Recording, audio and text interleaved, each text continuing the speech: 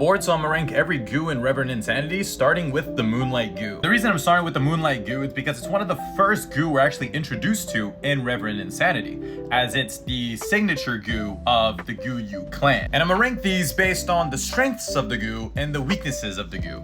And these will obviously be somewhat objective, but also somewhat subjective, so feel free to argue in the comments. So the Moonlight Goo is said to have a crescent shape, you know, somewhat like a moon, and its body seems to be made out of like quartz. It is basically a crystal.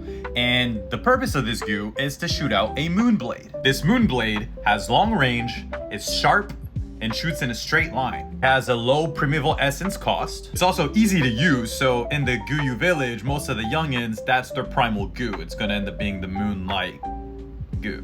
It's also cheap to maintain, and due to it being, you know, their signature goo, they have a lot of different evolution paths that you can build up onto it. For example, we see them pair the Little Light Goo with the Moonlight Goo early in the story, and it literally doubles the size, doubles the power, and significantly increases the range of the Moonlight Goo. That's a lot of positives. Now let's go to the negatives. So the negatives is it's single target, which in a way can also be a positive because it means its power is more concentrated, but if you're fighting multiple people, you can only shoot one at a time. It shoots in a straight line, which I guess in a way is a negative because it doesn't have homing. Homing is kind of OP.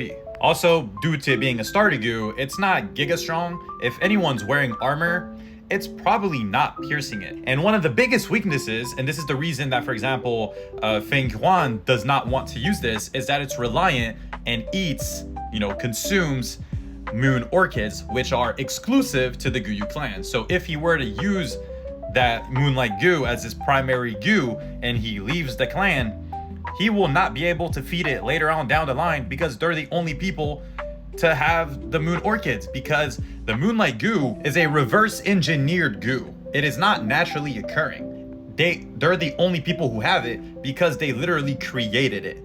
So I guess that's also a negative. If someone sees you using that shit, they know where the fuck it came from. There's only one clan that uses that shit. And if I'm ranking on a S, A, B, C, D sort of tier list, I would probably put this in like high B, low A. I think it's a good goo. It's just that its weaknesses are pretty hard to ignore, you know?